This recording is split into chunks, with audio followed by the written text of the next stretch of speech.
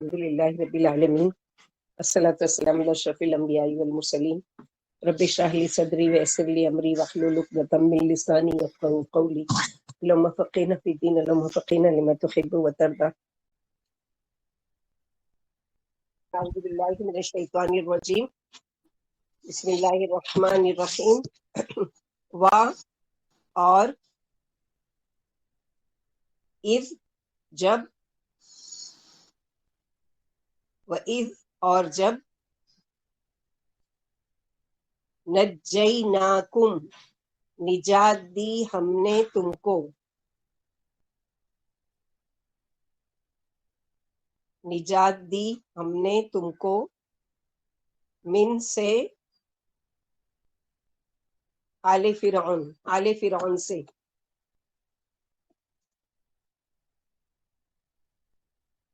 یسومونکم. عالی کے مطلب کیا اولاد ہوگا کیا؟ آل فرعون یعنی فرعون والوں سے.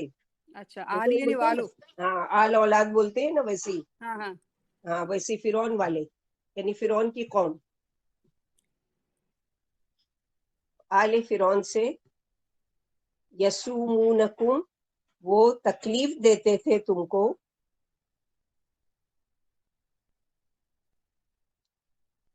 یسومونکم وہ تکلیف دیتے تھے تم کو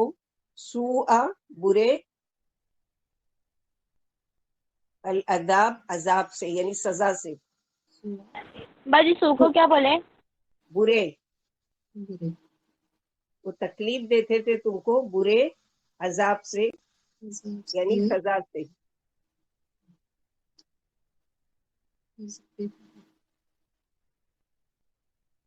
یذبحون وہ ذبح کرتے تھے. السلام علیکم. وہ جی تکلیف دیتے تھے تکوں وہ تکلیف دیتے تھے تم کو تم کو کیا تم ہاں وہ تکلیف دیتے تھے تم کو سوء برے العذاب عذاب سے بریکٹ میں لکھو سزا سے بری سزا دیتے تھے. بریکٹ میں کیا لکھنا ہے؟ یہ سزا عذاب یعنی سزا جی عذاب سے برے عذاب سے یعنی بری سزا سے.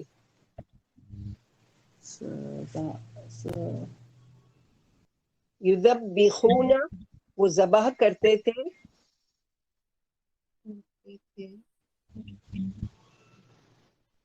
وہ ذبح کرتے تھے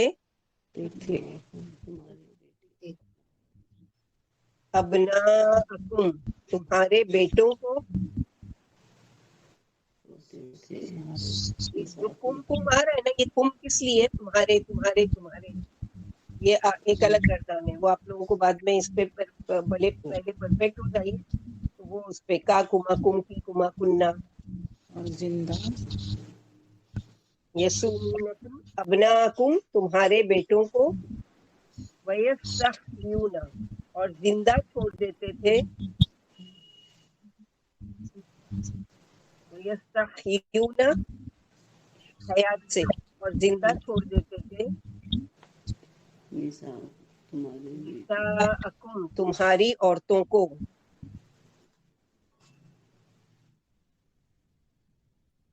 اور زندہ چھوڑ دیتے تھے تمہاری عورتوں کو اور فی میں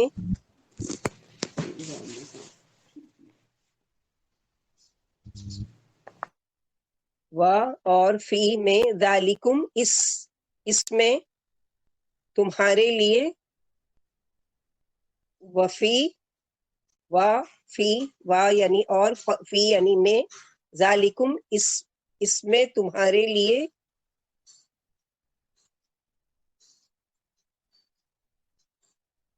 ذالکم اس میں تمہارے لیے بلاء آزمائش تھی امتحان تھا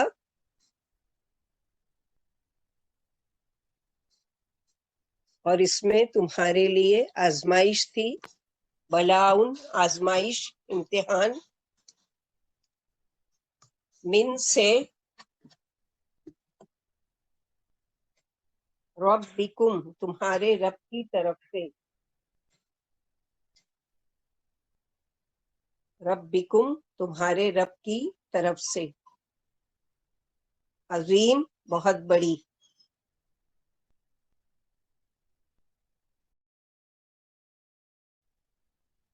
फिर से वईज आ गया, वा और इस जब,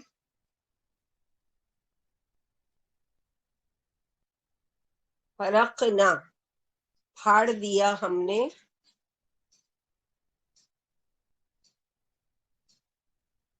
फरकना फाड़ दिया हमने, बिकुम तुम्हारे लिए,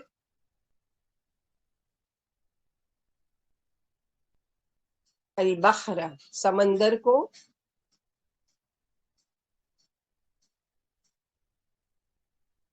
फिर फाड़ दिया हमने तुम्हारे लिए अलबहरा समंदर को, वअंजयनाकुम फिर निजात दी हमने तुमको,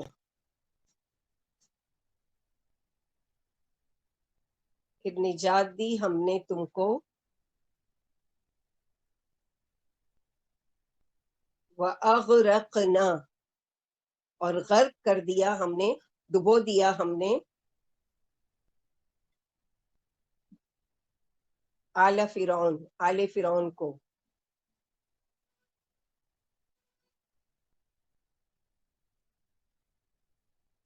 वअंतुम और तुम,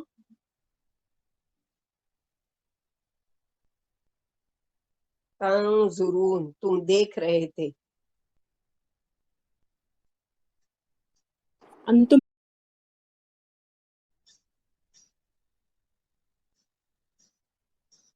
वह इस बार बार आ रहा है, आपको बाहर आउट हो जाना चाहिए। कुरान में जहां भी आप अपना नॉर्मल भी कुरान पढ़ रहे हैं, वह इस तो इसका मायने आ जाना चाहिए, वह यानी और इस यानी जब, जब वह इस और जब, वादना वादा लिया हमने या वादा किया हमने, दोनों के मायने आता है, किसी से लेना वादा या किसी के साथ करना वादा, दोनों होता है वादना। और जब वादा लिया हमने, किया हमने, दोनों मायने लिखो। मूसा अलैहिस्सलाम से वह इस और जब, वादना वादा लिया हमने या वादा किया हमने मूसा अलैहिस्सलाम से, अरबईना 40 40,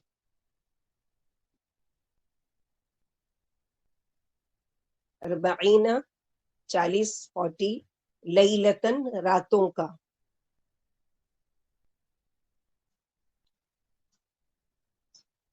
लैलतन रातों का, सुम्मा फिर, इत्तखज़्तुम तुमने बना लिया, तुमने बना लिया, अल इजला बछड़े को, बछड़े ब्रैकेट में लिखो माबूद,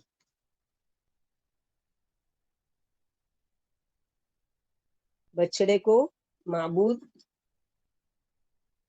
मिन बादिही बाद इसके,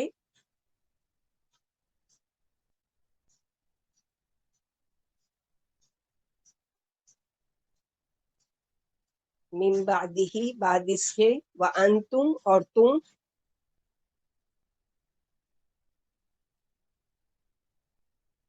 ज़ालिमून जुल्म करने वाले थे, और तुम जुल्म करने वाले थे।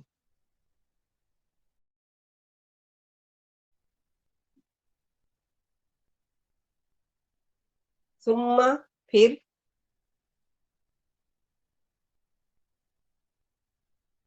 सुम्मा फिर, अफौना दरगुजर किया हमने, माफ किया हमने,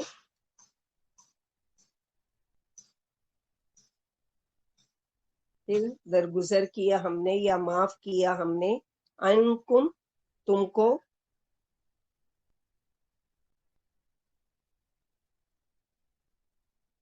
मिन बादि दालिका बाद इसके,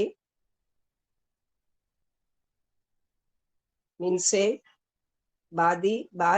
ذالکا اس کے،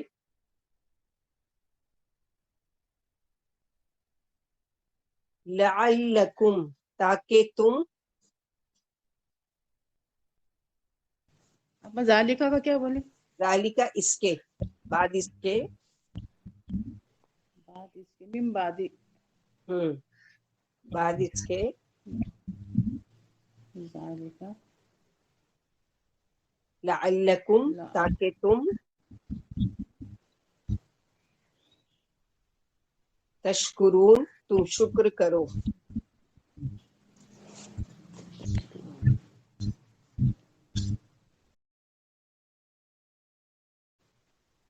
وَإِذْ اور جب،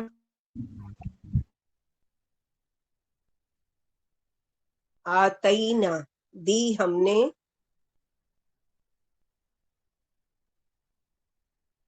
موسیٰ علیہ السلام کو، اور جب دی ہم نے موسیٰ علیہ السلام کو، الکتاب کتاب، بریکٹ میں لکھو تورات، کون سی کتاب؟ تورات، والفرقان اور فرق کرنے والی،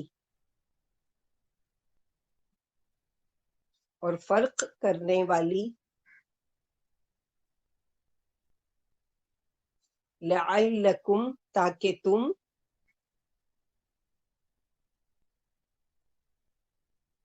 تہتدون تم ہدایت پا جاؤ، تاکہ تم ہدایت پا جاؤ،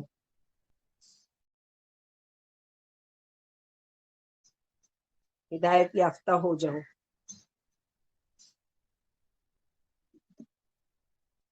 وَإِذْ اور بار بار وَإِذْ آ رہا ہے، وَإِذْ 4 5 5th ٹائم آ رہا ہے۔ وَإِذْ اور جب، قال کہا، موسیٰ علیہ السلام نے، اور جب کہا موسیٰ علیہ السلام نے، لِقَوْمِهِ اپنی قوم سے،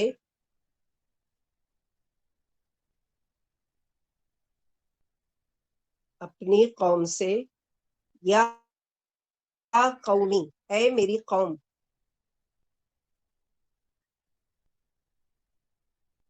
اے میری قوم، انکم بے شک تم،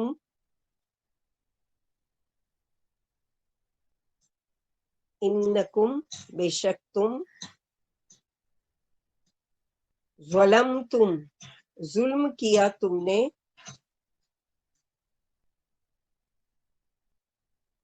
ظلم کیا تم نے، انفسکم اپنے نفسوں پر، اپنی جانوں پر،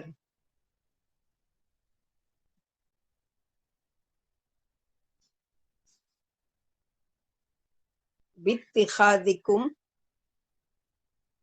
بنایا تم نے، بنا لیا تم نے،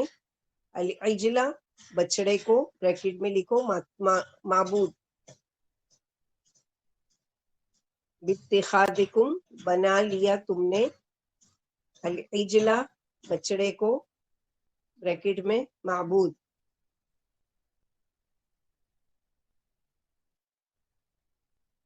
فتوبو پھر توبہ کرو، پھر توبہ کرو، الا طرف،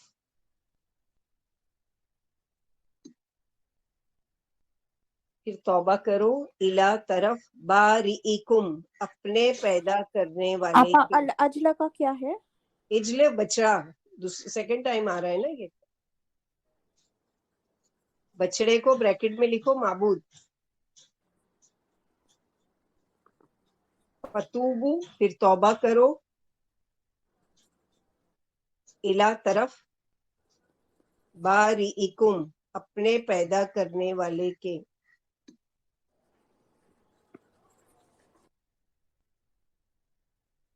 اپنے پیدا، بارئکم اپنے پیدا کرنے والے کے، فقتلوا پھر قتل کرو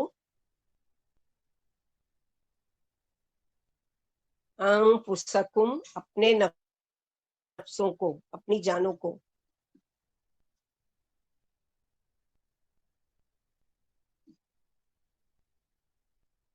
ذالکم یہ بات،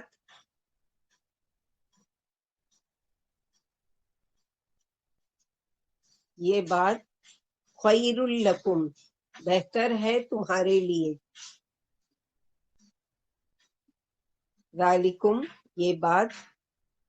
خیر لکم بہتر ہے تمہارے لیے، عند پاس،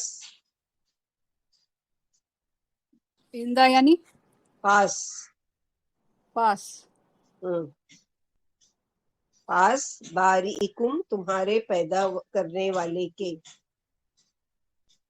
یہ بات بہتر ہے تمہارے لیے پاس تمہارے پیدا کرنے والے کے، کیا بولے نا آپ آئندہ کا کیا بولے؟ پاس پاس پاس. یعنی میرے پاس، جیسے یہ بک میرے پاس ہے، ویسے اللہ کے پاس یعنی اللہ کے نزدیک، نزدیک کا ورڈ یعنی آیا ہے، قریب نہیں آیا ہے، اندہ آیا ہے، اس لیے پاس، پاس باریکم تمہارے پیدا کرنے والے کے، فتابہ پھر وہ مہربان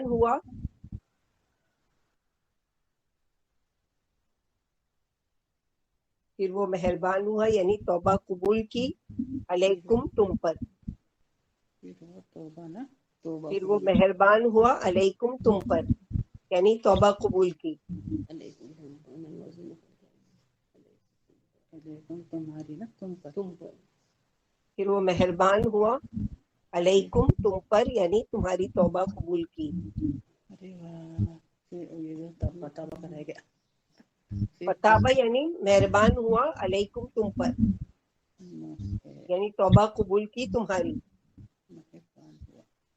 ایک ورڈ کا اگر معنی نہیں سمجھ میں آئے تو ساتھ میں نیچے دوسرا بھی لکھ دیا کرو۔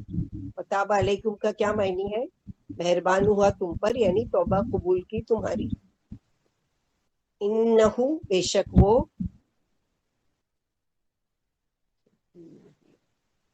ہوا وہی،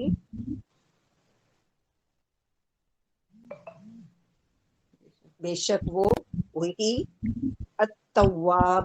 بہت زیادہ توبہ قبول کرنے والے،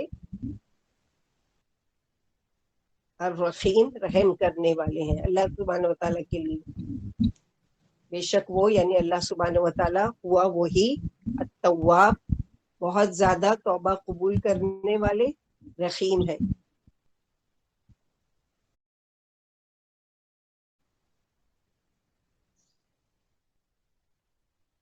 وَإِذْ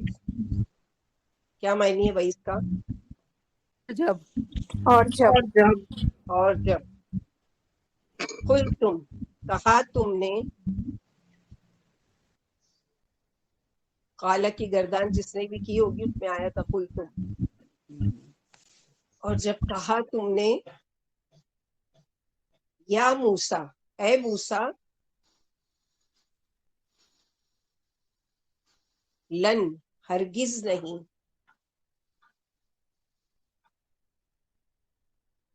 ہرگز نہیں، نؤمنا ہم ایمان لائیں گے،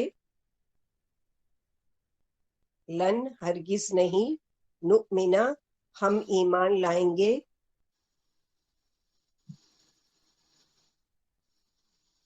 لکا تجھ پر،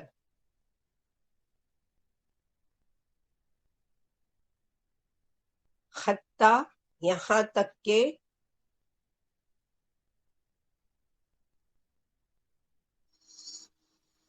یہاں تک کہ، نرا ہم دیکھ لیں،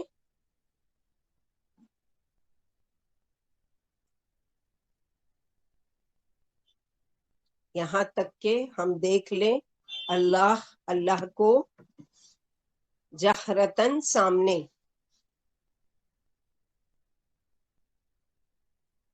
یہاں تک کہ ہم دیکھ لیں اللہ کو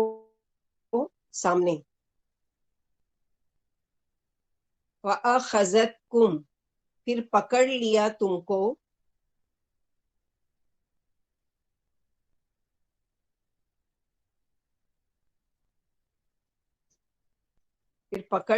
تم کو الصاعقۃ گرجدار چیخ نے، زوردار چیخ نے،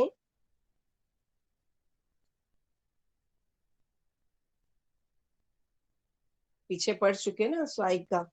کڑک کے لیے، گرج کے لیے. صاعقہ گرجدار، کڑکدار، چیخنے، زوردار چیخنے. وَأَنْتُمْ اور تم، تنظرون تم دیکھ رہے تھے، اور تم دیکھ رہے تھے.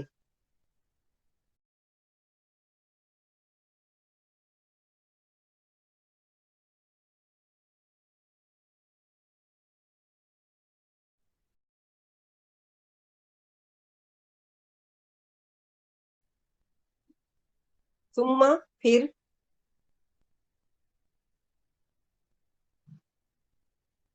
بعثناکم دوبارہ زندہ کیا تم کو، پھر دوبارہ زندہ کیا تم کو.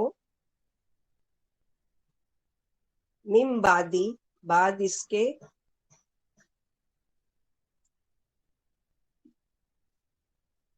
موتکم تمہاری موت کے، بعد موتکم تمہاری موت کے.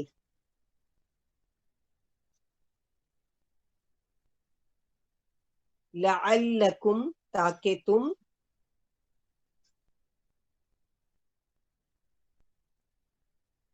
تم تشکرون تم شکر کرو، تاکہ تم شکر کرو. وَظَلَّلْنَا اور سایہ کیا ہم نے، شیڈ، اور سایہ کیا ہم نے، علیکم تم پر،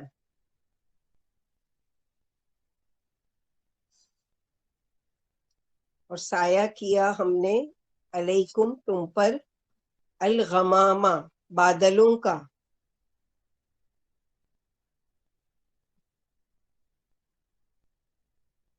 اور سایہ کیا ہم نے تم پر بادلوں کا. وَأَنزَلْنَا اور نازل کیا ہم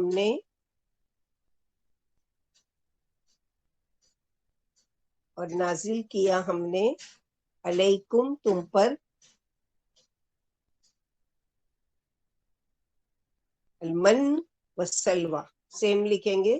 من اور سلوہ بھی اس میں دیکھیں گے تفسیر میں کہ من کیا چیز ہے اور سلوہ کیا چیز ہے. من اور سلوہ.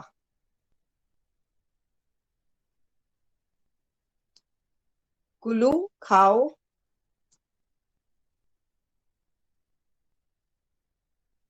اپا من سلوا کا کیا ہے؟ سیم لکھیں گے، من اور سلوہ.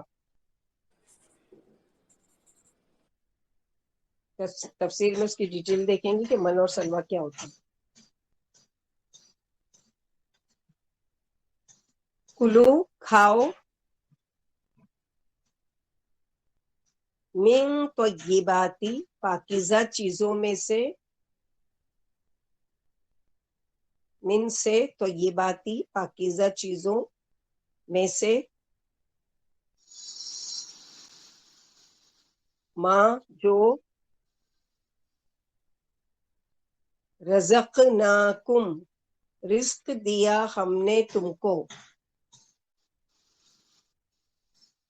رزق دیا، نہ ہم نے، کم تم کو، جو رزق دیا ہم نے تم کو. وما اور نہیں، ظلمونا ہم نے ظلم کیا،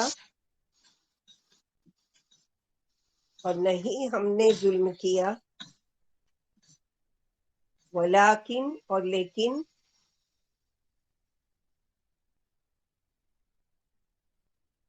کانو تھے وہ، اور لیکن کانو تھے وہ، انفسہم اپنے نفسوں پر، اپنی جانوں پر،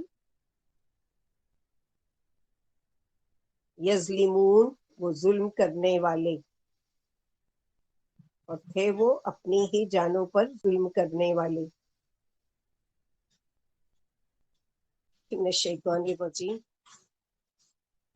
پیچھے بھی پڑھ چکے تھے یا بنی اسرائیل۔ کون ہے یا بنی اسرائیل؟ یعقوب علیہ السلام سے کہا گیا اسرائیل، یعقوب علیہ السلام کی قوم، نسل میں سے، ان کے لوگ، ان کے ہاں، ان ماننے کی والے۔ نسل سے، ان کے ماننے والے، ان کی نسل سے آگے بڑھنے والے، یہ سب بنی اسرائیل ہیں۔ تو یہاں پر اللہ سبحانہ و تعالیٰ کو ان کو مخاطب کر کے کہہ رہے ہیں، اور اتفاق سے کل ہم لوگوں نے جو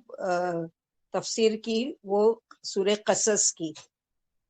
جو ہمارا 20 پارہ چل رہا ہے، وہاں پر سورہ قصص کی جو تفسیر ہوئی اس میں سیم یہی ٹاپک تھا اور یہی چیزیں تھی۔ وہاں پر یہ ہے کہ ڈیٹیل میں پورا ایک جگہ واقعہ آ گیا ہے، موسیٰ علیہ السلام کی پیدائش سے پہلے کا، اور موسیٰ علیہ السلام کی پیدائش کے وقت اور اس کے بعد کا، اور پوری ان کی لائف کا ایک جگہ جمع کر دیا گیا۔ پورے قرآن میں جو ہے سب سے زیادہ جو ذکر ہے جس نبی کا، وہ کون ہے؟ موسیٰ علیہ السلام۔ مختلف صورتوں میں 124 ٹائم موسیٰ علیہ السلام کا ذکر آیا ہے، اور امت محمدیہ کے بعد سب سے زیادہ جو قوم کا ذکر آیا ہے وہ قوم ہے بنی اسرائیل، کیونکہ یہ اپنے وقت کے بہترین امت تھی، اور بہترین امت اس لیے بھی کہ اللہ تعالیٰ نے ان میں سب سے زیادہ انبیاء بھیجے، سب سے زیادہ کتابیں، یعنی 4 جو آسمانی کتابیں وہ صرف 3 کتابیں تو ان میں ہی نازل ہوئی، اور بہت ساری فضیلت اللہ تعالیٰ نے ان کو دی تھی۔ دیکھتے ہیں اللہ تعالیٰ نے ان پر کیا کیا انعام کیا اور بدلے میں ان لوگوں نے کیا کیا۔ تو اللہ سبحانہ و تعالیٰ ان کو خطاب کر کے کہہ رہے ہیں، یا بنی اسرائیل اذکروا نعمتی التی انعمت علیکم وانی فضلتکم علی العالمین، کہ اے بنی اسرائیل یاد کرو میری نعمت کو، کہ وہ نعمت جو میں نے انعام کی تم پر، اور بے شک میں نے فضیلت دی تم کو تمام جہانوں پر، یعنی پورے جہان، پورے ورلڈ میں جتنے تھے سب سے زیادہ میں نے چنا تم کو ایک بہترین امت کے طور پر۔ پھر ساری نعمت کرنے کے بعد پھر ان کو پکارا جا رہا ہے کہ میں نے تمام جہانوں والوں پر تم کو فضیلت دی، نعمت کو یاد کرو گے تو اللہ کا شکر ادا کرو گے، اور اللہ کی اطاعت بھی کریں گے۔ یہ نعمتوں کو اگر انسان یاد کرتا ہے تو کیا ہے؟ شکر کرے گا اللہ تعالیٰ کا، اور پھر اس کو کیا ہوگا کہ شکر کے بدلے وہ اللہ تعالیٰ کی اطاعت کرے گا، کہ میں کسی اور کی بات کیوں مانوں جب میرا رب مجھ پر انعام کر رہے ہیں، میرے رب نے مجھے زندگی دی، میرے کھانے پینے کا انتظام کیا، میرے رہنے سہنے کا انتظام کیا، مجھے جتنی بھی نعمتیں دی ہے وہ اللہ تعالیٰ نے دی، تو پھر میں کسی اور کا شکر کیوں کروں؟ پھر میں اطاعت اور بندگی بھی اللہ کی کروں گی اور میں شکر بھی اللہ کا کروں گی۔ یہاں پر ان کو یہی یاد دلایا جا رہا ہے کہ تم بھول چکے ہو اللہ کی نعمتوں کو، تم کو یاد دلایا جا رہا ہے کہ ہم نے تم پر کیا کیا نعمتیں وہ کی۔ یہاں پر اللہ تعالیٰ یہ یاد دلا رہے ہیں کہ حق تعالیٰ نے یہودیوں کو فرعون اور قبطیوں کے پنجے سے چھڑوا کر نجات دی، اور ان کے ساتھ وہ برا سلوک کرتے تھے، برا عذاب کرتے تھے، اور لڑکوں کو ذبح کرنے کا ایک مقصد ان کا اور بھی تھا۔ وہ کیا تھا کہ فرعون نے ایک مرتبہ ایک خواب دیکھا کہ بیت المقدس سے ایک آگ نکلی ہے، اور علاقہ مصر کے ان تمام شہروں میں جہاں جہاں آل فرعون آباد تھی ان سب کو آگ کیا کری؟ جلا کر راکھ کر دی، مگر بنی اسرائیل کے گھر محفوظ رہے۔ بظاہر اس خواب سے معلوم ہوتا تھا کہ کوئی یہودی فرعون کی سلطنت چھین کر اس کے زوال کا باعث ہوگا۔ جب فرعون نے اپنے درباریوں سے یہ خواب بیان کیا تو کسی نے یہ بھی کہہ دیا کہ یہودیوں کو اس شخص کا انتظار ہے اور یہ انہی میں پیدا ہوگا جس کے ذریعے یہ کیا کریں گے کہ فرعون کی حکومت کو ختم کر دے گا۔ غور و فکر کے بعد فرعون نے اپنے ممالک میں یہ حکم جاری کر دیا کہ یہودیوں کے جو بچے پیدا ہوں گے ان کو کیا کرو، اسپیشلی لڑکے، ان کو ذبح کر دیا کرو، یعنی ان کو قتل کر دیا کرو، اور ان کی عورتوں کو، لڑکیوں کو زندہ چھوڑ دیا کرو۔ اور یہودیوں سے سخت اور ذلیل کام لیے جائیں. تو یہی ہوا. اب ہوتے ہوتے جب یہ بالکل ختم ہونے لگے، یعنی ان کے وہاں کوئی لڑکے آدمی نہیں بچے، تو پھر جو قبطی لوگوں کو عادت تھی مثلاً اپنے گھر کے کام اور یہ سب ذلیل قسم کے کام، گھر کی صفائی ہے اور بڑے بڑے مشقت والے کام اب ہم کو کرنا پڑے گا، ان کو جب یہ فکر ہوئی تو ان لوگوں نے فرعون کو مشورہ دیا کہ اس طرح تو پوری نسل ختم ہو جائے گی، پھر ہمارے لیے کام کرنے والے کہاں بچیں گے جو ہماری یہ خدمت کرنے کے لیے. تو پھر اس کو مشورہ دیا فرعون کو، اور فرعون نے پھر کیا کیا، اعلان کروایا اپنی سلطنت میں کہ ٹھیک ہے 1 سال کیا کیا جائے کہ بیٹوں کو ذبح کر دیا جائے، یعنی جتنے بھی بچے پیدا ہوں 1 سال میں سب کو قتل کر دو، اور 1 سال جس میں 1 سال پورا زندہ چھوڑ دو بیٹوں کو، تاکہ پوری نسل ختم نہیں ہو. اللہ سبحانہ و تعالیٰ کی پلاننگ اور تدبیر جو ہوتی ہے وہ زبردست ہوتی ہے کہ جس سال منع کیا گیا تھا کہ قتل نہیں کرنا ہے اس سال ہارون علیہ السلام پیدا ہوئے، یعنی موسیٰ علیہ السلام کے بھائی. اور جس سال منع یہ کہہ دیا گیا تھا کہ اس سال سارے بچے جو بھی پیدا ہوتے قتل کر دیے جائیں گے، اس سال موسیٰ علیہ السلام پیدا ہو رہے ہیں. اور اللہ تعالیٰ نے ان کی کیسی حفاظت کی انشاءاللہ باذن اللہ آگے ہم دیکھیں گے، کیونکہ یہاں پر وہ ٹاپک نہیں آئے. یہاں پر یہ بس یہ وجہ ہے کہ کیوں وہ ذبح کرواتا تھا، اس کا یہ ہے. تو پہلی آیت میں نعمتوں کی طرف توجہ دلائی گئی تھی، پھر ایک نعمت عظمیٰ یہ بتائی کہ تمہیں فرعون کے ظلم سے اللہ تعالیٰ نے نجات دی. پھر ایک عذاب کی یہ نوعیت بتائی گئی کہ فرعون تمہارے لڑکوں کو ذبح کر ڈالتا تھا، اس سے بھی تمہیں نجات ملی. یہ بھی بہت بھاری نعمت ہے. جیسے کہ سورہ ابراہیم آیت نمبر 5 میں اللہ تعالیٰ فرماتے ہیں کہ وَاذْكُرْهُمْ بِأَيَّامِ اللَّهِ، آپ انہیں اللہ کے احسانات یاد دلائیں. تو پھر اس کے بعد اللہ تعالیٰ یاد دلا رہے ایک نعمت تو یہ کہ اللہ تعالیٰ نے اس برے عذاب سے تم کو چھڑایا، یعنی موسیٰ علیہ السلام کو بھیجا. اور پھر آگے اللہ تعالیٰ فرما رہے ہیں وَإِذْ فَرَقْنَا بِكُمُ الْبَحْرَ فَأَنْجَيْنَاكُمْ وَأَغْرَقْنَا آلَ فِرْعَوْنَ وَأَنْتُمْ تَنْظُرُونَ، اور جب ہم نے تمہارے لیے سمندر کو پھاڑا تھا، فَأَنْجَيْنَاكُمْ، پھر ہم نے تم کو بچا لیا، وَأَغْرَقْنَا آلَ فِرْعَوْنَ، اور آل فرعون کو غرق کر دیا تھا، یعنی ڈبو دیا تھا پانی میں. وَأَنْتُمْ تَنْظُرُونَ، اور یہ سب کچھ تم اپنی آنکھوں سے، اپنی آنکھوں کے سامنے دیکھ رہے تھے، تمہاری آنکھوں کے سامنے ہی سب کچھ ہو رہا تھا. اس کی تفسیر سورہ شعراء آیت نمبر 60 سے 67 تک آئے گی. اور اسی طرح یعنی اس طرح سے اللہ تعالیٰ نے بچایا. کہ ہوا کیا، جب یہ حد سے زیادہ سرکش ہو گئے تو اللہ تعالیٰ نے کس طرح سے بچایا ان کو،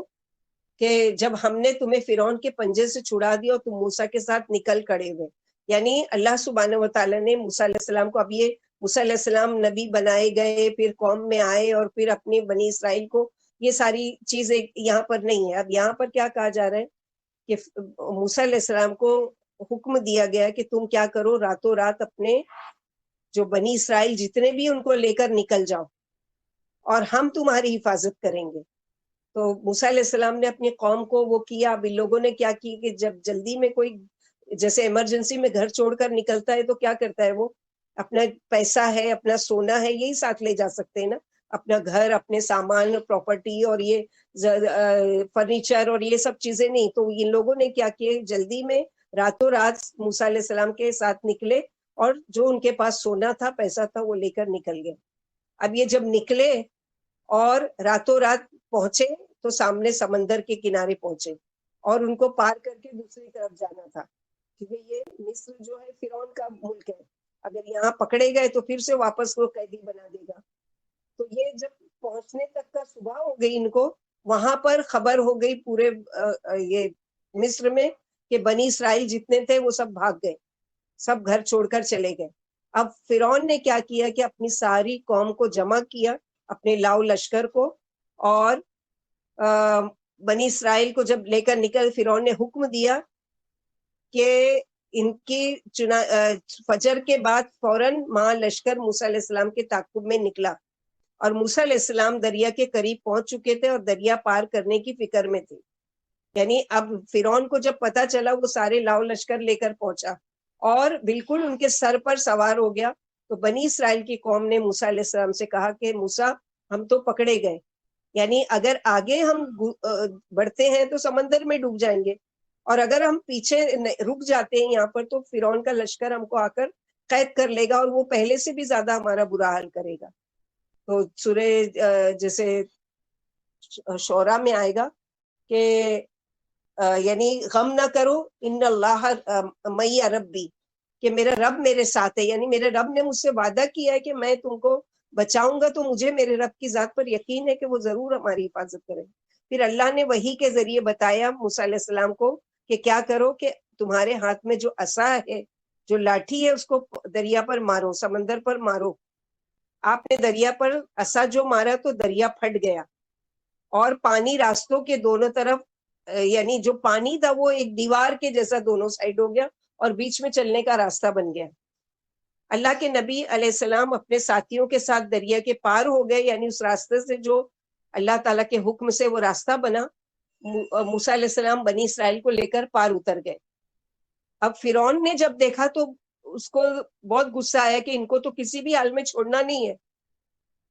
یعنی ان کو یہ ہمارے ہاتھ سے اگر نکل کر دوسرے ملک میں چلے گئے تو ہمارے ہاتھ یہ نہیں آنے والے، لہٰذا ان کا پیچھا کرو۔ پیچھا کرنے کے لیے فرعون نے اپنے لشکر کو حکم دیا کہ چل پڑو اس راستے پر جس پر سے موسیٰ علیہ السلام اور بنی اسرائیل گئے ہیں۔ اور آپ کی دیکھا دیکھی فرعون ماں فوج کے دریا کو عبور کرنا چاہا، لیکن جب اس کی ساری فوج دریا کے بیچوں بیچ میں پہنچ گئی تو اللہ تعالیٰ نے ان پر پانی ٹوٹ پڑا، یعنی جو دیوار کی طرح پانی دونوں سائڈ کھڑا تھا وہ پورا ان کے اوپر واپس بن گیا اور وہ راستہ غائب ہو گیا، اور اس طرح سے سب کی سب پورے ڈوب گئے، فرعون بھی۔ جیسے آگے پڑھیں گے ہم سورۃ طٰہٰ میں بھی اور اعراف میں بھی آئے گا کہ جب وہ ڈوبنے لگا تو کہا کہ میں ایمان لاتا ہوں رب موسیٰ و ہارون پر۔ تو اللہ سبحانہ و تعالیٰ کی طرف سے فرشتے نے آ کر کہا کہ کیا اب الآن، یعنی ساری زندگی تو نے سرکشی کی، نافرمانی کی، اللہ تعالیٰ کی قوم پر ظلم کیا، اور اب موت کو سامنے دیکھ کر تو یہ دعویٰ کرتا ہے کہ میں موسیٰ کے رب پر ایمان لایا، اب تیرا ایمان لانا کوئی کام نہیں آئے گا۔ اسی لیے اللہ کے نبی صلی اللہ علیہ وسلم نے فرمایا جب تک کہ موت کا غرغرہ انسان پر طاری نہیں ہوتا ہے تب تک اس کے لیے توبہ کے دروازے کھلے ہوتے ہیں۔ جب وہ موت کے فرشتے کو دیکھ لیتا ہے اب وہ توبہ کرنا چاہتا ہے تو اس کی توبہ قبول نہیں کی جائے گی۔ اسی طرح قیامت سے پہلے جب لوگ مشرق سے سورج کو طلوع ہونے کی بجائے مغرب سے طلوع ہوتا ہوا دیکھیں گے اور سمجھ لیں گے کہ قیامت آ گئی، اب وہ توبہ کرنا چاہیں گے تو توبہ قبول نہیں کی جائے گی۔ آج ہمارے لیے توبہ کا دروازہ کھلا ہے، آج ہم جو بھی گناہ کرتے ہیں اس کو اپنے آپ میں محسوس کریں اور اللہ سے رو کر اکیلے میں معافی مانگے۔ اللہ تعالیٰ، مجھے یہ ایمان کی ایک نشانی ہے کہ انسان کے دل میں گلٹی فیل ہو کہ ہاں میں نے گناہ کیا، نہیں تو بے حس انسان جو ہے وہ گناہ پر گناہ کرتا جاتا ہے اور اس کو احساس بھی نہیں ہوتا کہ میں گناہ کر رہا ہوں، اسی لیے اس کو توبہ کی بھی توفیق نہیں ہوتی، کیونکہ وہ گناہ کو گناہ ہی نہیں سمجھتا، تو وہ توبہ کیسے کرے گا؟ تو توبہ اللہ تعالیٰ کو بہت زیادہ پسند ہے۔ جیسے اتنے بڑے بڑے گناہ کرنے کے بعد اللہ تعالیٰ نے بنی اسرائیل کو کیسے معاف کیا آگے کی آیتوں میں دیکھیں گے۔ اب جو غرق ہوا فرعون وہ دن عاشورہ کا دن تھا، موسیٰ علیہ السلام جس دن پار ہوئے وہ محرم کا مہینہ تھا اور 10 تاریخ تھی عاشورہ کی۔ جب نبی صلی اللہ علیہ وسلم مدینہ تشریف لائے تو آپ صلی اللہ علیہ وسلم نے یہودیوں کو محرم کی 10ویں تاریخ کا روزہ رکھتے ہوئے دیکھا۔ پوچھا آج کے دن تم سب نے کیوں روزہ رکھا ہے؟ ان لوگوں نے بولا کہ یہ ہمارے لیے خوشی کا دن ہے، یعنی یہودی کیا تھے، موسیٰ علیہ السلام کی بنی اسرائیل قوم میں سے تھے، تو ان لوگوں نے کیا کہا کہ یہ ہمارے لیے خوشی کا دن ہے کہ اسی دن اللہ نے یہودیوں کو ان کے دشمن فرعون سے نجات دی تھی، اور ہم اس خوشی میں روزہ رکھتے ہیں 10 محرم کا۔ تو آپ صلی اللہ علیہ وسلم نے فرمایا کہ حضرت موسیٰ نے بطور شکریہ کے جو روزہ رکھا تھا، آپ صلی اللہ علیہ وسلم فرمایا موسیٰ علیہ السلام کی سنت کا تم سے زیادہ حقدار ہم ہیں، چنانچہ آپ نے عاشورہ کا خود بھی روزہ رکھا اور مسلمانوں کو بھی روزہ رکھنے کا حکم دیا۔ اور ایک روایت میں آتا ہے کہ آپ صلی اللہ علیہ وسلم نے کہا کہ یہودیوں کی مخالفت کرو، مثلاً یہ کہ وہ ایک دن کا روزہ رکھتے ہیں، تم بدلے میں 2 دن کا روزہ رکھو، یعنی 9 اور 10 کا رکھو یا 10 اور 11 کا رکھو۔ تو افضل کیا ہے؟ 9 اور 10 کا روزہ رکھنا. 10 کا مین ہے، اس کے ساتھ آگے اور پیچھے ملانا ہے، یعنی 3 بھی رکھ سکتے ہیں، 2 بھی رکھ سکتے ہیں، 9 10 کا بھی رکھ سکتے ہیں، 10 11 کا بھی رکھ سکتے ہیں، اور 9 10 11 کا بھی رکھ سکتے ہیں. تو اللہ تعالیٰ یہاں پر ہی وہ کر رہے ہیں کہ کس طرح سے ان پر وہ کیا گیا.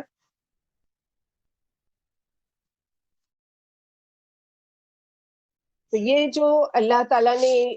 اس میں کہا ہے کہ وفی ذالکم بلاء من ربکم عظیم، اور اس میں تمہارے رب کی طرف سے تم پر بڑی سخت آزمائش تھی. تو ہم کو سوچنے کی چیز ہے کہ انسان پر آزمائش کیوں آتی ہے؟ کیونکہ بندہ جب اپنے مقصد سے ہٹ کر یعنی بھٹک جاتا ہے، راستہ گم کر بیٹھتا ہے، تو اللہ تعالیٰ اس پر آزمائش ڈال کر ہوش میں لانا چاہتے ہیں کہ اپنی غلطیوں کے بارے میں سوچو. ہمارا بھی یہی رویہ ہونا چاہیے کہ ضرور ہم سے کوئی کہیں نہ کہیں غلطی ہوئی ہے، اللہ تعالیٰ مجھے سبق سکھا کر دنیا میں ہی مجھے توبہ کرنے کا موقع دے کر میری اصلاح کرنا چاہتے ہیں. جیسے کہ ایک حدیث میں آتا ہے کہ اللہ تعالیٰ جب کسی سے بھلائی کا ارادہ کرتے ہیں تو اس کو کسی تکلیف میں مبتلا کر دیتے ہیں. ہمارے پرانے جو ہوں گے ان کو یاد ہوگی یہ حدیث کون سی ہے، پرانی کلاس والے، کون سی حدیث ہے یہ کہ اللہ تعالیٰ جب جس کے ساتھ بھلائی کا ارادہ کرتے ہیں اس کو کسی تکلیف میں مبتلا کر دیتے ہیں. وَمَن يُرِدِ اللَّهُ خَيْرًا يُصِبْ مِنْهُ، کہ اللہ تعالیٰ جب کسی کے ساتھ بھلائی کا ارادہ کرتے ہیں تو کسی تکلیف اور آزمائش میں مبتلا کر دیتے ہیں. تو اللہ سے معافی کیسی مانگنا ہے؟ جیسے کہ اللہ کے نبی صلی اللہ علیہ وسلم نے ہم کو سکھایا ہے کہ اللہ مغفر لی ما قدمت وما اخرت، یعنی کوئی شخص یہ نہیں کہہ سکتا کہ مجھ سے کبھی کوئی غلطی یا گناہ ہو ہی نہیں سکتا. جو یہ کہتا ہے وہ اللہ کی نظر میں سخت ناپسندیدہ ہے، جو اپنے آپ کو بڑی چیز سمجھتا ہے کہ نہیں میں تو گناہ کر ہی نہیں سکتا. اور جو اعتراف کر لیتا ہے کہ ہاں میں گناہ گار ہوں، اللہ تعالیٰ مجھے معاف کرے، تو وہ اللہ کے اور قریب ہو جاتا ہے. تو بنی اسرائیل پر یہ آزمائش، اور آزمائش ایک امتحان ہوتا ہے، وہ 2 وجہ سے ہوتا ہے. یا تو یہ ہے کہ اس کے گناہ کی فوراً یعنی سزا جو ہے یا معافی جو ہے وہ دنیا میں ہی ہو جائے، کوئی بیماری، کوئی آفت، کوئی پریشانی، کوئی بلا میں مبتلا کر کے. اور دوسری چیز یہ ہے کہ اللہ تعالیٰ اس کے درجات کو بلند کرنا چاہتے ہیں،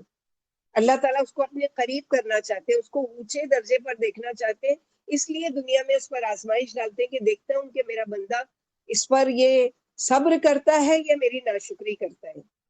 اور جب انسان صبر کرتا ہے آزمائش پر، کیونکہ تکلیف آنا بھی اللہ کی طرف سے اور تکلیف سے نکلنا بھی اللہ ہی کی طرف سے، دونوں چیزیں اللہ کی طرف سے ہوتی ہیں. تو انسان پر جب اللہ تعالیٰ، کیونکہ نبی صلی اللہ علیہ وسلم نے کیا فرمایا کہ یعنی مومن کا معاملہ بھی عجیب ہے، جب اس پر کوئی تکلیف، تنگی، پریشانی، مصیبت، بیماری آتی ہے تو وہ اس پر صبر کرتا ہے اور اللہ تعالیٰ اس کے بدلے میں اس کو اجر دیتے ہیں. اور جب اس کو کوئی نعمت ملتی ہے اس پر وہ اللہ کا شکر کرتا ہے تو اللہ تعالیٰ اس کے بدلے میں کیا کرتے ہیں، اس کو شاکروں میں لکھتے ہیں، یعنی شکر گزار بندوں میں لکھتے ہیں کہ میں نے اپنے بندے کو یہ نعمت دی اور بدلے میں کیا کیا، اس نے میرا شکر ادا کیا.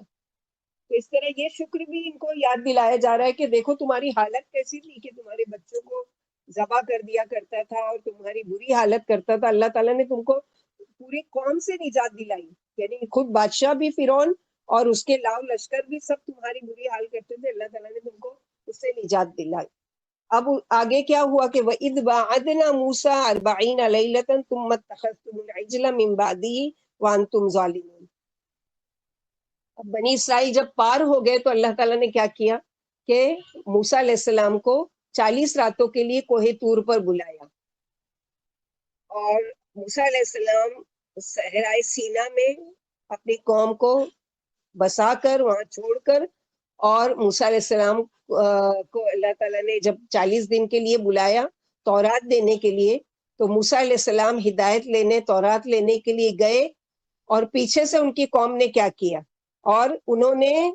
ہارون علیہ السلام کو اپنی طرف سے وزیر بنا کر، یعنی ان کی رہنمائی کرنا، ان کو بھٹکنے نہیں دینا، ان کو بگڑنے نہیں دینا. یعنی یہ اگر کوئی ان کو مثلا یہ خوف نہیں رہے گا کہ کوئی ہمارے بیچ میں کوئی ہمارا بڑا نہیں ہے تو اپنی منمانی کریں گے، لہٰذا تم کیا کرنا، ان کی نگہبانی کرنا، ان کو کوئی بھی ایسے غلط کام کرنے سے روکنا اور ان کو ہدایت کی طرف باتیں بتاتے رہنا، لاتے رہنا، یہ ذمہ داری دے کر موسیٰ علیہ السلام اللہ تعالیٰ کی دعوت پر کہاں پہنچے؟ کوہ طور، تورات لینے کے لیے. اور پیچھے سے قوم نے کیا کیا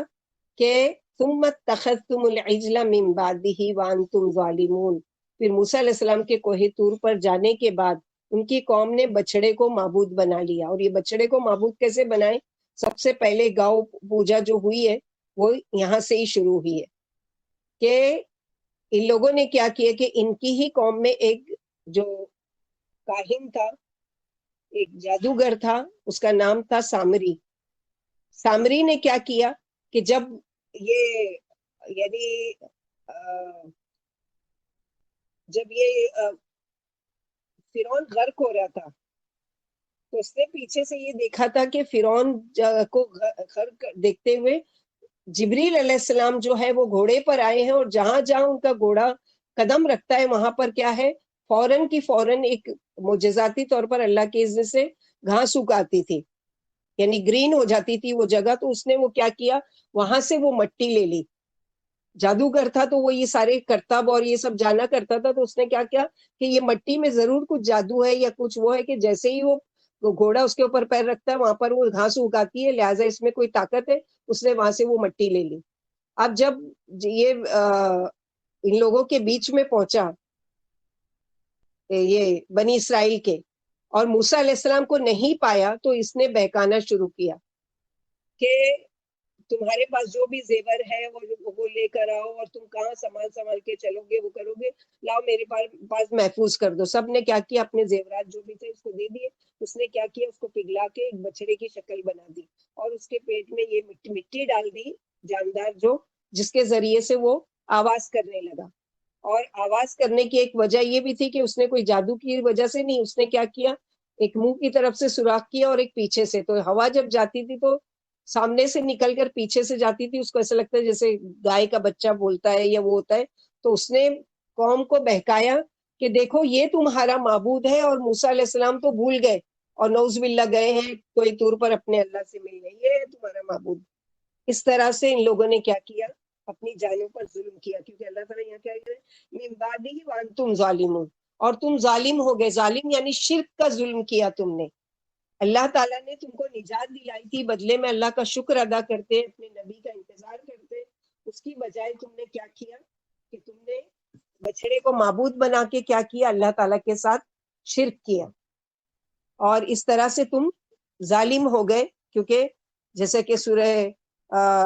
لقمان میں آتا ہے کہ اللہ تعالیٰ نے وہاں پر فرمایا ان الشرک لظلم عظیم، بے شک شرک جو ہے وہ سب سے بڑا دشمن ہے. تو جب حضرت موسیٰ علیہ السلام نے بچڑے کی پرستی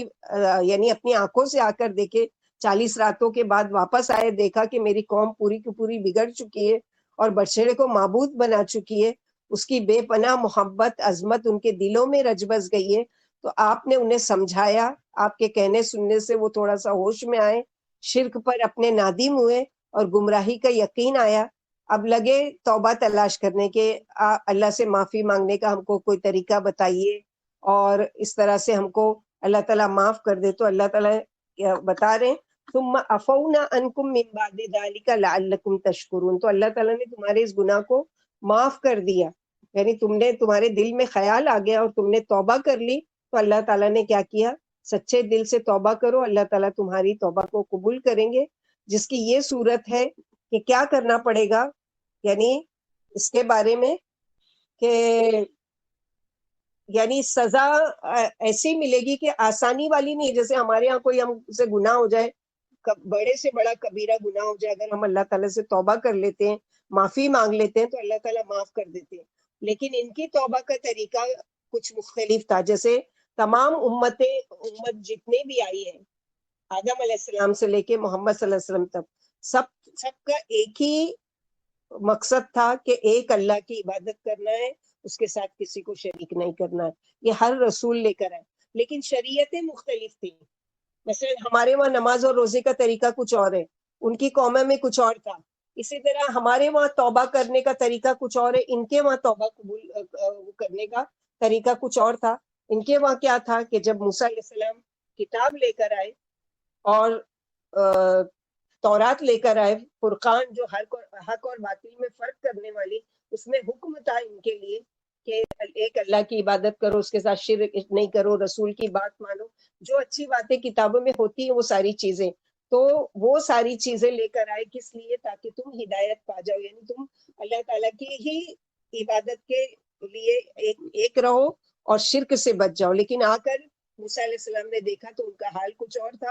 تو اب موسیٰ علیہ السلام نے کیا کہا؟ اللہ تعالیٰ سے دعا کی، اللہ تعالیٰ ان کو معاف کر دیجئے۔ تو اللہ تعالیٰ کی طرف سے یہ حکم آیا کہ اپنی قوم سے کہو کہ معافی ایسے نہیں ملے گی، کیونکہ شرک جیسا کبیرہ گناہ ان لوگوں نے کیا ہے، لہٰذا ان کی معافی کی صورت کیا ہے؟ وَإِذْ قَالَ مُوسَىٰ لِقَوْمِهِ، اور جب کہا موسیٰ علیہ السلام نے اپنی قوم سے، اے میری قوم، انکم ظلمتم، تم نے بچڑے کو معبود بنا کر کیا کیا؟ اپنی جان پر ظلم کیا ہے، شرک کیا تم نے اللہ تعالیٰ کے ساتھ۔ فتوبوا الی باریکم، تو توبہ کرو تمہارے پیدا کرنے والے کی، جس نے تم کو پیدا کیا ہے اس سے توبہ کرو، اور توبہ تمہاری زبانی نہیں ہوگی بلکہ کیا ہوگا؟ فاقتلوا انفسکم، قتل کرو اپنے نفسوں کو، یعنی ایک دوسرے کو، جس نے یہ بچڑے کی پوجا نہیں کی تھی اب وہ کیا کریں گے؟ جنہوں نے کی تھی ان کو قتل کرو، یہ تمہاری سزا ہے، اور اس طرح سے معافی ملے گی۔ ذالکم خیر لکم عند باریکم، یہ بہتر ہے تمہارے لیے تمہارے رب کے پاس، یعنی اس طرح سے تمہاری معافی ہو جائے گی۔ پھر اللہ تعالیٰ نے کیا کیا اس کے بعد؟ پھر یہ ہے کہ ساری قوم ختم ہو جائے گی، تو پھر ان لوگوں نے، موسیٰ علیہ السلام نے اللہ سے دعا کی، اللہ اس طرح تو سارے ہی بنی اسرائیل ختم ہو چکے ہیں، کیونکہ اس عرصے میں اللہ تعالیٰ نے کم سے کم 70,000 بنی اسرائیل قتل ہو چکے تھے۔ تو اللہ تعالیٰ سے دعا کی، اللہ تعالیٰ نے کیا کیا؟ معاف کیا، ان کی توبہ قبول کی۔ انہ هو التواب الرحیم، بے شک وہ بہت زیادہ توبہ قبول کرنے والے اور رحم کرنے والے۔ تو یہاں سے کیا پتہ چلتا ہے کہ انسان کے ساتھ کتنا بھی بڑا سے بڑا گناہ ہو جائے، کتنا بھی وہ ظلم کر بیٹھے اپنی جان پر، کوئی بھی ظلم کر کے، جیسے بنی اسرائیل کا ہی واقعہ آتا ہے نا، کہ ایک شخص نے 99 قتل کیا، اور قتل کرنے کے بعد کیا ہے، اس کو ہوش آیا کہ یعنی میں نے اچھا نہیں کیا، مجھ سے یہ غلطی ہو گئی، اب میں کیا کروں؟ تو وہ ایک عابد کے پاس گیا جو بہت عبادت گزار تھا، اس کے پاس گیا اور اس سے کہا کہ مجھ سے 99 قتل ہو گئے، میں کیا کروں؟ تو اس نے کہا کہ تو نے تو اتنا کبیرہ گناہ کیا، اتنا بڑا گناہ کیا کہ تیری تو کبھی معافی ہو ہی نہیں سکتی۔ غصے میں آ کے اس نے کیا کیا؟ اس عابد کو بھی قتل کر دیا۔ اب کتنے ہو گئے؟ 100 قتل ہو گئے۔ 100 قتل کے بعد بھی اس کو گلٹی فیل ہو رہی ہے کہ نہیں، میں تو اتنا گناہگار ہوں کہ مجھے معافی کیسے ملے گی؟ تو وہ ایک عالم کو ڈھونڈتے ہوئے گیا، عالم کے پاس جا کر کہا کہ مجھ سے 100 قتل ہو چکے ہیں، کیا اللہ تعالیٰ میرے گناہ معاف کریں گے؟ تو عالم نے کہا کہ بے شک اللہ تعالیٰ تیرے گناہ معاف کریں گے، لیکن اس کے لیے کچھ شرطیں ہیں کہ جس ماحول اور جس دوستوں کی محفلوں میں یا جس ماحول میں رہتے ہوئے تو گناہ کرتا تھا، اس کو چھوڑنا پڑے گا، تجھے وہاں سے ہجرت کرنا پڑے گی، کیونکہ ہو نہیں سکتا کہ جہاں رہتے ہوئے تو نے اتنے سارے گناہ کیے، اتنے سارے قتل کیے، کیسے تو بچ سکتا ہے کہ پھر تجھے وہی چیز اکسائے گی اور پھر تو کرے گا؟ تو بہتر ہے کہ اس جگہ کو چھوڑ کر نکل جا۔ تو اس نے ویسا ہی کیا، اللہ تعالیٰ سے سچے دل سے توبہ کی اور اس زمین کو چھوڑ کر نکل گیا۔ جب نکل کر دوسری بستی میں جانے لگا تو راستے میں اللہ تعالیٰ نے اس کو موت دے دی، یعنی فوت ہو گیا۔ وہ اب فوت ہو گیا تو نیکی اور بدی دونوں کے جو فرشتے ہیں دونوں آ گئے، کیونکہ یہ 100 قتل کر چکا ہے، لہٰذا اس کی روح کو سجین میں ڈالا جائے گا، یعنی گناہگاروں کی اس میں۔ اور جو نیکی کا فرشتہ تھا اس نے کہا کہ نہیں، چونکہ اس نے سچے دل سے توبہ کی تھی تو کیا کیا جائے کہ اس کو جنت والوں میں یعنی لیین میں ڈالا جائے۔ جب یہ بحث ہو رہی تھی تو اللہ سبحانہ وتعالیٰ نے ایک اور فرشتہ بھیجا، اور پھر اس نے اس کا حل یہ بتایا دونوں کا کہ تم زمین ناپو، جہاں سے یہ نکل کر آیا ہے اور جہاں کی زمین قریب ہے کہ وہ توبہ کرنے کے بعد نیکی کی طرف بڑھ چکا تھا، قریب ہے تو وہ جنتی ہے۔ اور اس طرح سے زمین کو ناپا گیا، اور اس کی وہ جگہ جہاں وہ چل کر جا رہا تھا اور جہاں پہنچنے والا تھا وہ زیادہ قریب تھی، تو اللہ سبحانہ وتعالیٰ نے کیا کیا؟ اس کے گناہ کو معاف کیا۔ تو یہ بنی اسرائیل میں صحیح بخاری میں یہ واقعہ بتانے کا مقصد ہمارے لیے کہ بڑے سے بڑا گناہ ہو جائے، اللہ تعالیٰ سے کبھی بھی مایوس نہیں ہونا ہے، چاہے کہ ہم نے چھپ کر کیا، چاہے لوگوں کو پتا چل گیا، یا جو بھی ہے، اللہ سبحانہ و تعالیٰ معاف کرنے والے ہیں۔ تو یہاں پر بھی اللہ سبحانہ و تعالیٰ نے یعنی یہ کیا کہ معافی کا طریقہ بتایا ہے، کیونکہ اللہ سبحانہ و تعالیٰ نے ہی قرآن میں فرمایا ہے کہ ان الحسنات یذہبن السیئات۔ ایک تو توبہ کا طریقہ کہ توبہ سے گناہ معافی ہوگی، دوسرے یہ کہ انسان فوراً کوئی نہ کوئی نیکی کا کام کر لے، کہ نیکی کا کام کرنے سے کیا ہوگا کہ نیکی جو ہے وہ برائی کو لے جاتی ہے، ان الحسنات یذہبن السیئات۔ اور جو بھول چوک خطا سے چھوٹے چھوٹے گناہ ہوتے ہیں وہ وضو کے پانی کے ذریعے سے وہ معاف ہو جاتے ہیں۔ مثلا ہاتھ سے کوئی گناہ ہوا ہے، اللہ تعالیٰ اس کے ذریعے سے جب ہم وضو کرتے ہیں تو پانی کے ذریعے وہ گناہ کو بہا دیتے ہیں۔ زبان سے ہوا ہے، ناک سے ہوا ہے، آنکھ سے ہوا ہے، چہرے سے ہوا ہے، پیر سے ہوا ہے، جس سے بھی ہوا ہے، یہ چھوٹے چھوٹے، لیکن کچھ گناہ ایسے ہوتے ہیں کہ اس کے لیے بذات خود توبہ کرنی پڑتی ہے، اللہ سے معافی مانگنی پڑتی ہے، تو وہ معافی مانگنے سے معاف ہو جاتے ہیں۔ اللہ تعالیٰ جیسے صحیح مسلم کی حدیث میں کہ اللہ سبحانہ و تعالیٰ ہر روز رات کو اپنے ہاتھ یعنی وسیع کرتے ہیں، پھیلاتے ہیں بندوں کی طرف اور کہتے ہیں کہ کون ہے میرا وہ بندہ جس نے دن بھر اپنی جان پر ظلم کیا گناہ کر کے، ہے کوئی جو مجھ سے گناہ سے توبہ کرے، میں اس کی گناہ کو توبہ قبول کروں، ہے کوئی جو مجھ سے معافی مانگے، میں اس کو معاف کروں، ہے کوئی جو مجھ سے اپنی حاجت بیان کرے، سوال کرے، میں اس کا سوال پورا کروں۔ تو یہ اللہ سبحانہ و تعالیٰ کوئی مخصوص رات نہیں ہے کہ رمضان کی ہی رات ہو یا کوئی اور مخصوص رات ہو، نہیں، ہر رات کو اللہ سبحانہ و تعالیٰ یعنی آسمان دنیا پر نزول فرماتے ہیں اور یہ توبہ قبول کرتے ہیں اپنے بندوں کی، چاہے کہ اس نے کتنا بھی کبیرہ گناہ کیا ہو۔ پھر تیسرا وہ گناہ کہ توبہ کے ساتھ ساتھ جرمانہ بھی پڑنا، یعنی ایک ایسا گناہ بھی ہوتا ہے، کچھ گناہ ایسے بھی ہوتے ہیں کہ توبہ کافی نہیں ہے، بلکہ اس کے ساتھ ساتھ کیا کرنا ہے، اس کا کفارہ بھی دینا ہے، جس کو قرآن میں ایک یعنی سزا بتا دی گئی ہے۔ مثلاً یہ کہ قتل کیا ہے تو قتل کے بدلے میں قتل کیا جائے گا، یا فدیہ دیا جائے گا، یا اس کے گھر والے اس کو معاف کر دیں، یا زنا کیا ہے تو اس کو رجم کیا جائے گا، چوری کیا ہے تو اس کا ہاتھ کاٹا جائے گا، شراب پیا ہے تو اس کو کوڑے لگائے جائیں گے، پھر اگر زہار یا قسم کھا لی ہے تو پھر قسم کا کفارہ ادا کیا جائے گا، روزے میں کوئی ایسا گناہ کر لیا ہے جو اللہ تعالیٰ نے منع کیا تھا تو اس کا کفارہ ہے۔ یہ ساری چیزیں پھر خالی توبہ سے نہیں ہوگی، پھر بدلے میں کیا کرنا پڑے گا کہ اس کا کفارہ بھی ادا کرنا پڑے گا۔ تو یہاں پر اللہ سبحانہ و تعالیٰ نے یہی ہے کہ پھر ان پر مہربان ہوئے، اللہ تعالیٰ نے ان کی توبہ قبول کی۔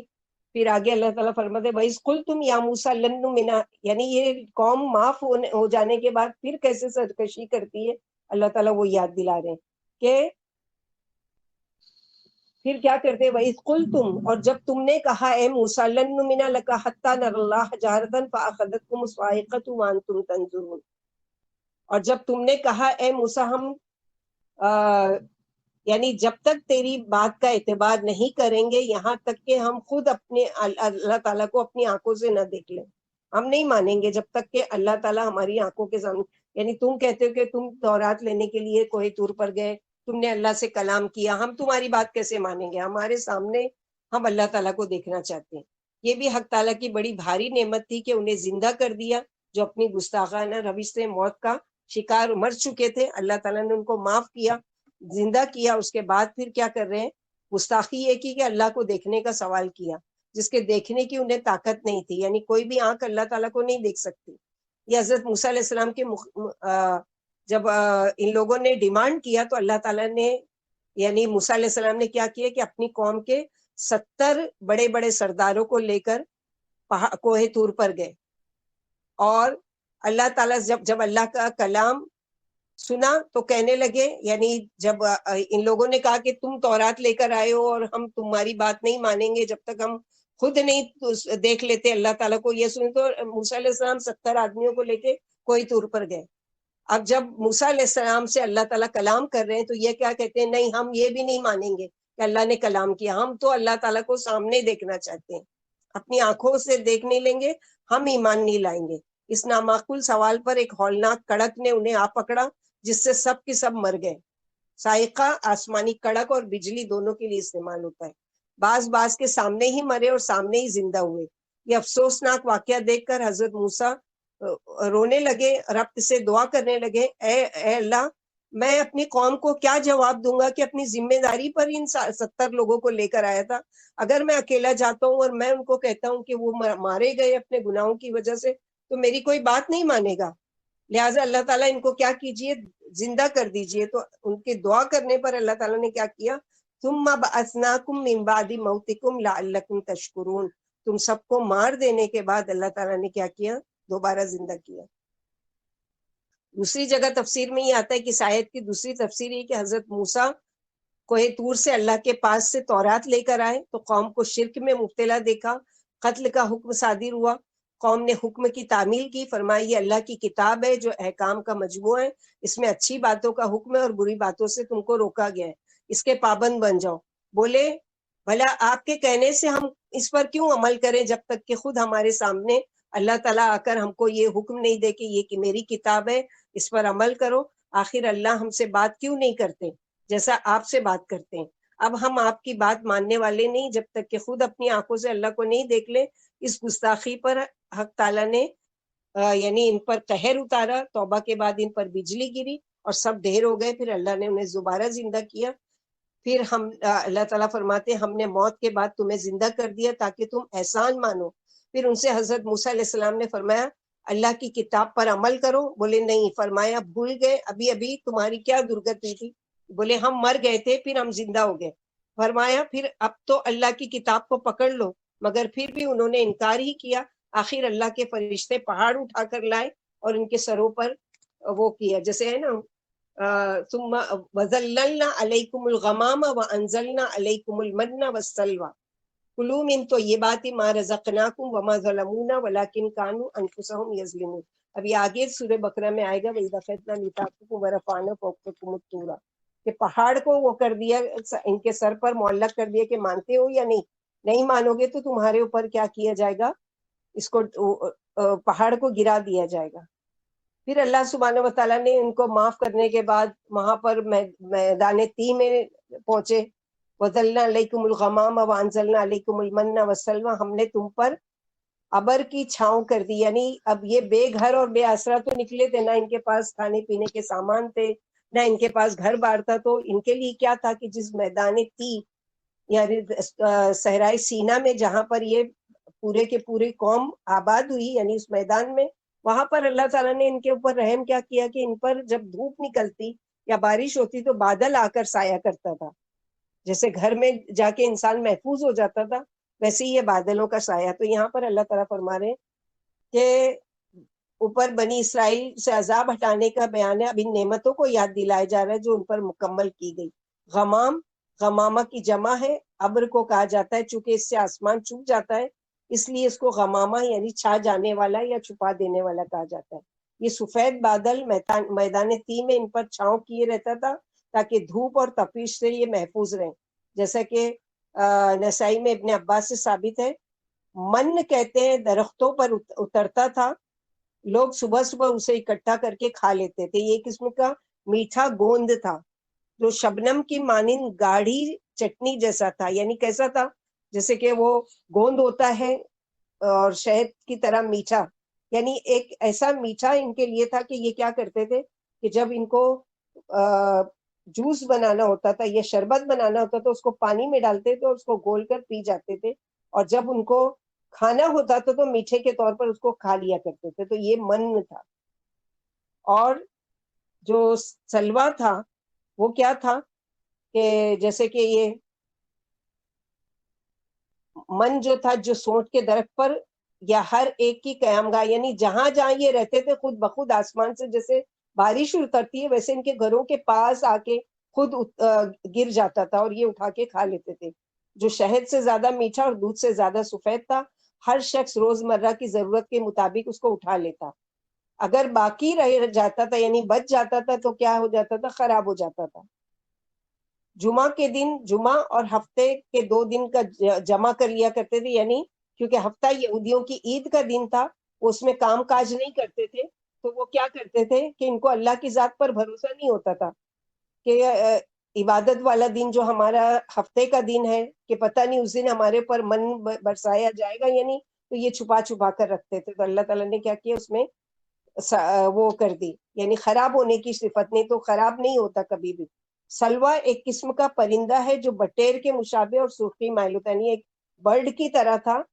جب جنوبی ہوائیں چلا کرتی تو یہ پرندے آ کر جمع ہو جاتے تھے، جن کو پکڑ کر لوگ کھایا کرتے تھے۔ یہ پرندہ چڑیا سے ذرا بڑا ہوتا تھا، لوگ اسے روزانہ بقدر ضرورت پکڑ کر بھون کر کھا لیا کرتے تھے، اگر ضرورت سے زیادہ جمع کیا جاتا تو خراب ہو جاتا تھا۔ تو جیسے کہ اللہ کے نبی صلی اللہ علیہ وسلم کی حدیث سے ثابت ہے کہ اللہ کے نبی صلی اللہ علیہ وسلم نے فرمایا کہ اللہ تعالیٰ بنی اسرائیل پر رحم کرے، اگر وہ یہ اللہ تعالیٰ کے دیے ہوئے رزق کو بچا بچا کر نہیں رکھتے نا، تو آج جو یہ سلوا ہے اور من جو ہے یہ کبھی بھی خراب نہیں ہوتے۔ مثلا یہ کہ آج جو گوشت ہے وہ ہم کو کبھی بھی فریج میں رکھنے کی ضرورت نہیں پڑتی، یعنی ہم ویسے ہی رکھ سکتے تھے، خراب نہیں ہوتے اگر یہ ان لوگوں نے یہ حرکت نہیں کی ہوتی۔ اب ان کی سزا کے طور پر آخر قیامت تک کا یہ کر دیا کہ اب جو بھی چیزیں ہوں گی آج کی اگر کل رکھ دی جائے بغیر فریج کے یا باہر تو وہ کیا چیز ہو جائے گی، خراب ہو جائے گی۔ تو یہ اللہ کے نبی صلی اللہ علیہ وسلم نے فرمایا۔ اس طرح سے اللہ تعالیٰ نے، یعنی بتانے کا مقصد کیا ہے، جیسے اللہ تعالیٰ فرماتے کلوا من طیبات ما رزقناکم، کھاؤ پاکیزہ چیزوں میں سے جو ہم نے رزق حلال تمہارے لیے بھیجا، یعنی آسمان سے اتر رہا ہے، نہ اس کو تم کو کوئی خریدنے جانے کی ضرورت ہے، نہ زمین میں اگانے کی ضرورت ہے، نہ پکانے کی ضرورت ہے، نہ کوئی اور مشقت پیسہ خرچہ کرنے کی ضرورت ہے، سب کچھ تمہارے گھروں کے پاس اتر کر آ رہا تھا۔ بعض جگہ تو یہ ہے کہ بھون کر کھانا پڑتا تھا، بعض یہ کہ خود بھونا بنایا آتا تھا، وہ کھاتے تھے اور پھر پیٹ بھر لیتے تھے، یعنی ان کو کچھ اور کام۔ لیکن آگے اللہ تعالیٰ جو فرمایا وما ظلمونا ولکن کانوا انفسهم یظلمون، ہم نے ان پر ظلم نہیں کیا بلکہ انہوں نے خود اپنی جانوں پر ظلم کیا۔ اور وہ ظلم کیا تھا آگے وہ اللہ تعالیٰ آگے کی آیتوں میں کہ پھر ان لوگوں نے کیا کیا۔ ایک دفعہ تو یہ کہ بچڑے کو معبود بنایا، پھر اللہ تعالیٰ نے معاف کیا، پھر ان کی توبہ قبول کی، پھر ان پر احسان کیا، ان کو من سلوا دیا، پھر ان لوگوں نے ظلم کیا۔ اور وہ ظلم کیا وہ اللہ آگے کی آیتوں میں انشاءاللہ باذن اللہ اللہ تعالیٰ نے ہم لوگوں کو بنی اسرائیل کی طرح ہٹ دھرمی والی نہیں بنائی، کیونکہ آگے کی آیتیں جب ہم پڑھتے جائیں گے سورہ بقرہ کی، اس میں پتہ چلے گا کہ کس قدر سرکش قوم تھی، یعنی اپنی نبی کی بھی بات نہیں مانتی تھی، یہاں تک کہ دعا بھی نہیں کرتے تھے۔ اللہ کے نبی موسیٰ علیہ السلام سے کہتے تھے کہ تم ہمارے لیے دعا کرو، آگے پڑھیں گے ہم اسی پارے میں، ادعو لنا ربک، تو دعا کر ہمارے لیے اپنے رب سے کہ ہم پر یہ یعنی یہ چیزیں بتائے اور یہ چیز سکھائے، اور جو بھی چیز چاہیے تھی وہ تو اپنے رب سے دعا کر، یعنی ہم خود دعا بھی نہیں کریں گے۔ اس قدر سرکشی کی، اس لیے اللہ تعالیٰ نے سزا کے طور پر کیا کیا، ان سے پھر نبوت کا جو شان تھی اور نبوت کی جو ان کے اندر نعمت تھی وہ اللہ تعالیٰ نے ان سے چھین کر بنی اسماعیل کو دے دی۔ تو یہ اللہ سبحانہ و تعالیٰ ہم لوگوں کو کہنے سننے سے زیادہ عمل کی توفیق عطا فرمائے۔ اللہ سبحانہ و تعالیٰ ہم لوگوں کو ایسی قوم میں سے نہیں بنائے جو اللہ تعالیٰ کی نافرمانی کرنے والی اور اللہ تعالیٰ کے رسولوں کی یعنی اطاعت سے منہ موڑنے والی ہو۔ اللہ سبحانہ و تعالیٰ ہم کو اللہ تعالیٰ کی خالص عبادت کرنے کی توفیق عطا فرمائے، اور اللہ سبحانہ و تعالیٰ ہماری نبی کی ہم کو پوری سنتوں پر عمل اور اطاعت کرنے کی توفیق عطا فرمائے۔ اللہ تعالیٰ اس قرآن کو ہماری دلوں کی بہار، ہماری آنکھوں کی ٹھنڈک اور ہمارے عملوں میں ڈال دے۔ اللہ سبحانہ و تعالیٰ ہم سے راضی ہو جائے کہ ہم اللہ کے کلام کو سمجھ کر پڑھنے والے بنیں، اس پر عمل کرنے والے بنیں، اور اس کے ذریعے ہم اللہ تعالیٰ ہم سے راضی ہو جائے۔ وآخر دعوانا ان الحمد للہ رب العالمین، سبحان ربک رب العزت عما یصفون وسلام علی المرسلین والحمد للہ رب العالمین۔ سبحانک اللہم وبحمدک، اشہد ان لا الہ الا انت، استغفرک واتوب الیک۔ السلام علیکم ورحمۃ اللہ وبرکاتہ۔